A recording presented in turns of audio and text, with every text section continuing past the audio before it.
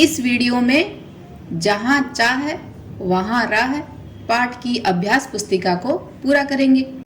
नमस्कार सभी को, हिंदी कला केंद्र में आपका स्वागत है। अगर आप इस चैनल पर नए हैं तो पहले इसको सब्सक्राइब करें व बेल आइकन को दबाना ना भूलें ताकि नए वीडियो का नोटिफिकेशन सबसे पहले आपको मिले। बच्चों, इस पाठ को अच्छी तरह से समझने के लिए पाठ का अर्थ व इसके अभ्यास प्रश्नों को आप मेरे इन दोनों वीडियो में देख सकते हो, जिसका लिंक नीचे दिया हुआ है। अभ्यास पुस्तिका को पूरा करने से पहले एक बार इस पाठ का सारांश पढ़ लेते हैं ताकि आगे उत्तर देने में आसानी रहे। जहाँ चाह वहाँ राह लेख इला सचानी नाम की एक ऐसी अपाहिज लड़की जिसका हाथ काम नहीं करता के दृढ़ इच्छा शक्ति और बेशुमार हौसले को वर्णित करता है, जैसा कि हमने इसके पाठ में पढ़ा था। इस लेख के अनुसार इला सचानी 26 साल की हैं। वह गुजरात के सूरत जिले में रहती हैं। वह अपने हम उम्र दोस्तों के साथ खेलने में खूब मज़े करती, पर उसके लिए जब कोई खेल हाथ के बगैर खेलना असंभव होता तो वह चुपचाप वहीं एक किनारे बैठ जाती थी, क्योंकि उसका हाथ अपंगता का शिकार बन बैठा था। कभी वह अपने दोस्तों के साथ किसी खेल से संबंधित एक गाने में स्वर मिलाती तो वह हाथों से खेलने वाले खेल नहीं खेल पाती, बाकी वह गाने वाले खेलों में अपना हिस्सा लेती। जैसे क्या गाना गाती? कच्चे नीम की निंबोरी सावन जल्दी अयो रे। उसके हाथ काम नहीं करते, परंतु इससे इला सचानी जरा भी नहीं घबराती है। उसने अपनी अपंगता को स्वीकार किया है। हाथ से करने वाले तमाम कामों को पैरों से करने की कोशिश करती रहती है। भोजन करना, दूसरों के बाल बनाना, फर्श बुहारना, कपड़े धोना, तरकारी काटना यानी सब्जी काटना, तख्ती पर लिखना जैसे काम उसने पैरों से करना सीख लिया है। जो कि हम हाथों से करते हैं, वह सारे काम उसने पैरों से करना सीख लिया। इला ने एक स्कूल में दाखिला भी लिया यानी प्रवेश लिया। पहले तो सभी उसकी सुरक्षा और उसके काम की गति को लेकर काफ़ी चिंतित रहते थे, लेकिन अब जिस फुर्ती से इला कोई काम करती है उसे देखकर सभी हैरान रह जाते हैं। कभी कभी किसी काम में परेशानी जरूर आती थी, लेकिन इला ने इन परेशानियों के आगे कभी घुटने नहीं टेका। घुटने नहीं टेकना यानी कभी उसने हार नहीं मानी। इस लेख के मुताबिक इला ने 10वीं कक्षा तक की पढ़ाई भी की, परंतु 10वीं की परीक्षा पास नहीं कर पाई। क्यों नहीं कर पाई? क्योंकि वह दिए गए समय में लिखने का काम पूरा नहीं कर पाई थी। समय रहते अगर उसे ये मालूम हो जाता कि उसे ऐसे व्यक्ति की सुविधा मिल सकती थी जो परीक्षा में उसके लिए लिखने का काम कर सके, तो शायद उसे परीक्षा में कामयाब होने से कोई नहीं रोक सकता था। उसे इस बात का बहुत अफसोस है, क्योंकि इला को समय रहते पता नहीं था कि उसकी जगह कोई दूसरा भी लिख सकता है। अगर इला को ये बात समय रहते पता चल जाती तो वह हो सकता है आगे भी अपनी पढ़ाई जारी रख पाती। प्रस्तुत पाठ के अनुसार इला की माँ और दादी कसीदाकारी करती थी। इला उन्हें सुई में रेशम पिरोने से लेकर बूटियाँ उकेरते हुए देखती रहती थी। एक दिन इला सचानी ने भी अपनी दादी और माँ की तरह कसीदाकारी करने की ठान ली। वह भी पैरों से दोनों अंगूठों के बीच सुई थामकर कच्चा रेशम पिरोने जैसा कठिन कार्य उसने काफ़ी धैर्य, आत्मविश्वास और दृढ़ इच्छा शक्ति से करना शुरू कर दिया था। 15-16 साल के होते होते इला काठियावाड़ी कसीदाकारी में महारत हासिल कर चुकी थी। किस वस्त्र पर किस तरह के नमूने बनाए जाएं, कौन से रंगों से नमूना खिल उठेगा और टाँके कौन से लगेंगे, ये सब वह अच्छी तरह समझ गई थी। एक समय ऐसा भी आया कि उसके द्वारा काटे गए परिधानों की प्रदर्शनी लगी। इन परिधानों में काठियावाड़ के साथ साथ लखनऊ और बंगाल की भी झलक थी। उसने पत्तियों को चिकनकारी से सजाया था, डंडियों को कांथा से उभारा था, पशु पक्षियों की ज्यामितीय आकृतियों को कसूती और जंजीर से उठा रखा था। पारंपरिक डिजाइनों में यह नवीनता सभी को खूब भाई। इला के पांव अब रुकते नहीं हैं। उसकी आंखों में चमक और होठों पर मुस्कान विराजमान है। वह दृढ़ आत्मविश्वास लिए सुनहरी रूपहली बूटियां उकेरते थकती नहीं है। इस प्रकार इला सचानी अपंग होते हुए भी अपंगता की भावना से खुद को दूर रखा। जहाँ चाह वहाँ राह जैसे शीर्षक को चरितार्थ किया है। बेशक वह सबके लिए प्रेरणा का स्रोत है। तो अब बच्चों इस पाठ की अभ्यास पुस्तिका को देखते हैं। शब्दार्थ पढ़िए और याद कीजिए। जैसे शब्द क्या है? कसूती, जिसका अर्थ है कर्नाटक की एक विशेष प्रकार की कढ़ाई। पिरोई हुई यानी बनाई गई। पिरोना का अर्थ है सुई के छेद में धागा डालना। मिसाल का अर्थ है उदाहरण। ठानना, निश्चय करना। उकेरना का अर्थ है कढ़ाई करना। कुदरत का अर्थ है प्रकृति या नेचर। जुठलाना का अर्थ है झूठा ठहराना। काथा बंगाल की एक प्रसिद्ध कसीदाकारी है। अनूठी का अर्थ है अनोखी। ठीकरे मिट्टी के बर्तन का टुकड़ा। बुहारना झाड़ना या साफ करना। कसीदाकारी कढ़ाई। धैर्य धीरज। अतिरिक्त का अर्थ है अलावा या अलग। माहिर कुशल या निपुण। प्रदर्शनी नुमाइश। परिधान पोशाक या वस्त्र। नवीनता नयापन। सही वाक्य पर सही का और गलत वाक्य पर गलत का चिन्ह लगाइए। सांझ होते ही मोहल्ले के बच्चे घरों में घुस जाते थे, तो ये बात तो गलत है। सांझ होते ही मोहल्ले के सारे बच्चे खेलने के लिए अपने घरों से बाहर आते थे, इसलिए ये गलत है। वे पेड़ की डालियों पर झूला डालकर ऊंची ऊंची पेंगे लेते, तो ये सही है। बच्चे भी चाहते कि इला भी उनके साथ खेल सके, तो ये सही है। इला ने वह सब अपने पैरों से सीखा जो हम हाथों से करते हैं, तो ये बात सही है। एक समय ऐसा आया जब उसके द्वारा काटे गए परिधानों को कोई नहीं देखता था, तो ये बात गलत है। उसके द्वारा काटे गए परिधानों की तो प्रदर्शनी लगती थी, इसलिए ये गलत है। निम्नलिखित प्रश्नों के उत्तर लिखिए। इला का बचपन कहाँ बीता? इला का बचपन अमरेली जिले के राजकोट गांव में बीता। इला पेंगे नहीं ले पाती थी और वह रस्सी नहीं पकड़ पाती। क्यों? क्योंकि इला के हाथ काम नहीं करते थे और इन दोनों ही कामों के लिए हाथों की जरूरत होती है।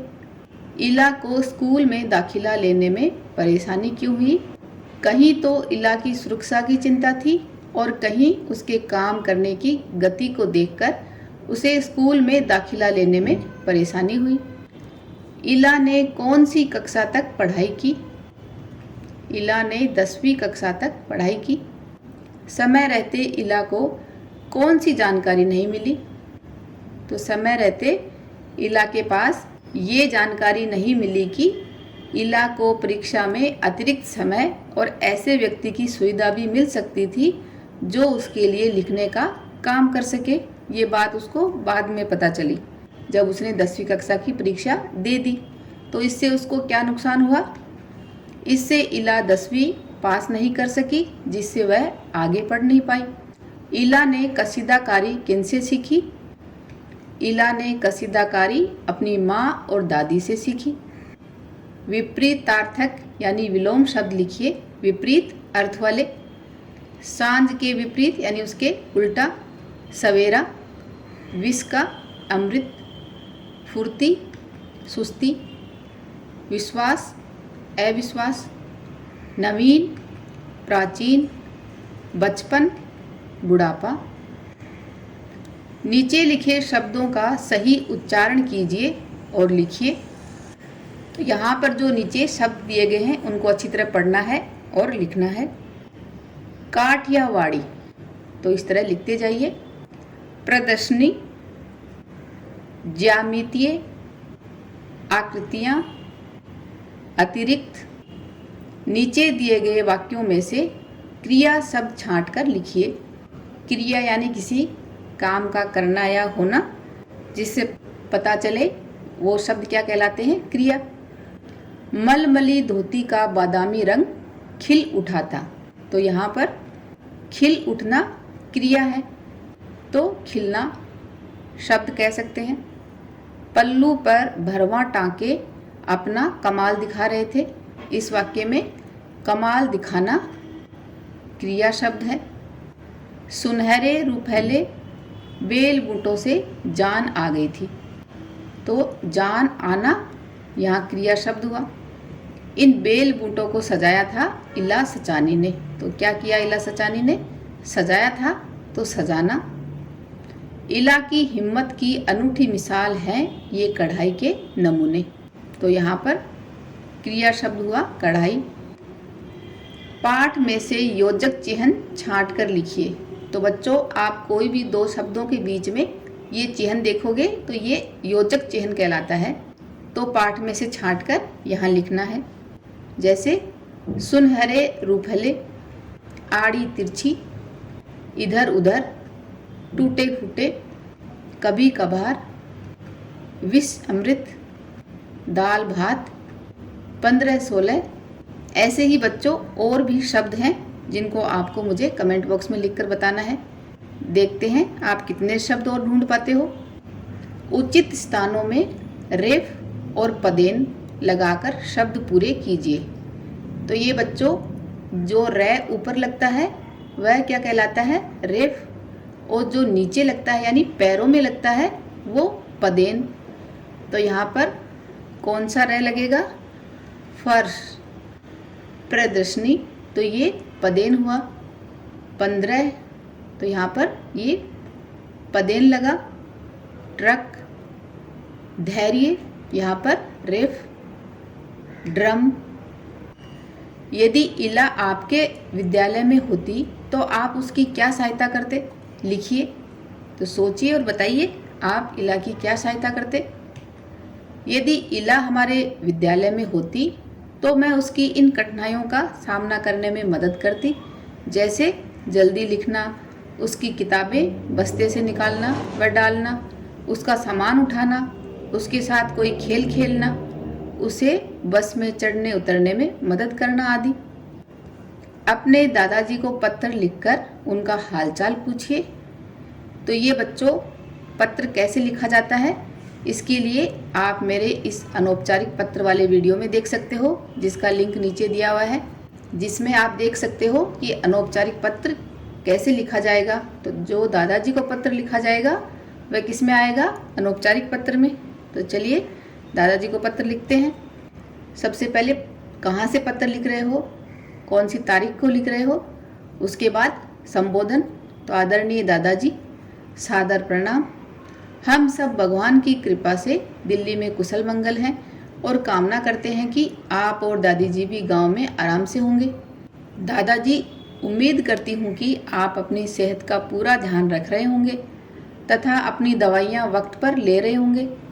हम सभी को गांव की बहुत याद आती है और आपकी फिक्र भी रहती है। गाय का बछड़ा अब बड़ा हो गया होगा, इस बार छुट्टियों में मैं उसके साथ फिर से खेलूंगी। आपकी आँखों के ऑपरेशन के बाद अब आपको देखने में आसानी होगी। समय पर आँखों में दवाई डालना भी याद रखना। आपकी प्यारी पोती अमिता। तो इस तरह से आप दादाजी को पत्र लिख सकते हो, जिसमें लिखने का तरीका ये रहेगा और बीच का ये हिस्सा आप अपने हिसाब से लिखोगे। सड़क पर चलते हुए अथवा बसों में चढ़ते उतरते हुए विकलांग लोगों को देखिए और उनकी असुविधाओं को जानने की कोशिश कीजिए। ऐसे लोगों की सहायता आप किस प्रकार कर सकते हैं, इस बारे में सोचिए और लिखिए। जैसे विकलांगों को सड़क पर चलते हुए और बसों में चढ़ने उतरने में काफ़ी दिक्कत होती है, जैसे भीड़ में चलने की जगह ना मिल पाना, बस की ऊंची सीढ़ी पर पैर न पहुंच पाना आदि। साथ ही उनके चलने की गति भी बहुत धीरे होती है। उनकी सहायता के लिए मैं उन्हें सड़क पार करवाने में मदद कर सकती हूँ तथा बस में चढ़ने के लिए सहारा आदि दे सकती हूँ। क्या आपने कभी किसी को पत्र लिखा है? आप कहेंगे पत्र लिखने की आवश्यकता ही क्या है, हम तो फ़ोन पर बात कर लेते हैं या फिर SMS भेज देते हैं। हाँ, आपने ठीक ही कहा। आजकल पत्र का चलन कम हो गया है, किंतु पत्रों का अपना अलग ही महत्व है। कभी कभी तो किसी का पत्र पढ़कर ऐसा लगता है कि हम आमने सामने बातें कर रहे हैं। अपनी भावनाओं को व्यक्त करने का अच्छा माध्यम है पत्र। इसलिए बच्चों, आपको भी पत्र लिखना चाहिए। जो भी आपका प्रिय हो, आपका दोस्त, आपके मम्मी पापा, आपके भाई बहन। पहले जब मोबाइल फ़ोन और ईमेल का ज़माना नहीं था, तब विभिन्न प्रकार के अनेक पत्र विभिन्न लोगों द्वारा लिखे गए, जिनमें से कुछ अभी तक सुरक्षित हैं। ऐसे कुछ पत्रों का संकलन करके प्रकाशित भी किया गया है। पिता के पत्र पुत्री के नाम, ऐसे ही पत्रों का संकलन है, जिसको पंडित जवाहरलाल नेहरू ने अपनी प्यारी बेटी इंदिरा गांधी, जिन्हें वो प्यार से इंदू बुलाते थे, को अनेक जानकारियाँ दी हैं। ऐसे कुछ अन्य पत्रों के बारे में जानकारी प्राप्त कीजिए। तो ये देखिए, कुछ इस तरह के पत्रों के संकलन वाली किताबें आप पढ़ सकते हो। यदि आपसे एक पत्र लिखने के लिए कहा जाए तो आप किसे लिखना चाहेंगे? तो ये आपकी मर्जी है। अपने प्यारे मित्र को, या अपनी प्यारी माँ या बहन को, या किसी और को। खैर, जिसे भी लिखना चाहें उसे एक पत्र लिखिए। लेकिन उस पत्र में आप लिखेंगे क्या?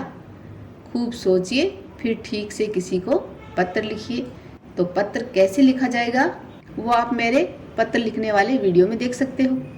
मैं अपनी प्यारी माँ को पत्र लिखूंगी। जब मेरी माँ लंबे समय तक नानी का ख्याल रखने मेरी ननिहाल गई थी, तब मैंने ये पत्र लिखा था। पत्र कहाँ से और कितनी तारीख को लिखा गया? प्यारी माँ, सादर प्रणाम। हम सब यहाँ पर कुशल मंगल हैं तथा उम्मीद करते हैं कि नानी जी की तबीयत भी अभी ठीक होगी। आपके घर पर न होने से माँ हमें कई तकलीफ़ों का सामना करना पड़ रहा है, पर चलो इसी बहाने मैं और पापा भी कुछ काम सीख लेंगे। आप मेरी फिक्र बिल्कुल मत करना। मैं अपना सारा काम खुद से करने लगी हूँ और पढ़ाई भी अच्छे से कर लेती हूँ। आपकी बहुत याद आती है माँ। जल्दी से वापस लौट आना और नानी माँ के हाथ के बने लड्डू ज़रूर लेती आना। आपकी प्यारी बेटी कनिका। इस पाठ को एक बार फिर से पढ़ें। पाठ को अच्छी तरह से समझने के लिए इसके अर्थ व अभ्यास प्रश्नों वाले मेरे दोनों वीडियो को ज़रूर देखें। अपने किसी ऐसे काम के बारे में लिखें जिसे आपने मुश्किलों के बावजूद अपनी चाह से पूरा किया हो। तो आप चाहो तो मुझे ये बात कमेंट बॉक्स में लिखकर बता सकते हो। सुझावों व सुधारों के लिए कमेंट बॉक्स में लिखें। अगर हमारे वीडियो बन ही रहे हैं आपके फेवरेट, तो फिर क्यों ना करें इनको लाइक, सब्सक्राइब और रिकमेंड। हमें और बेहतर बनाने के लिए आप कर सकते हैं कमेंट। धन्यवाद।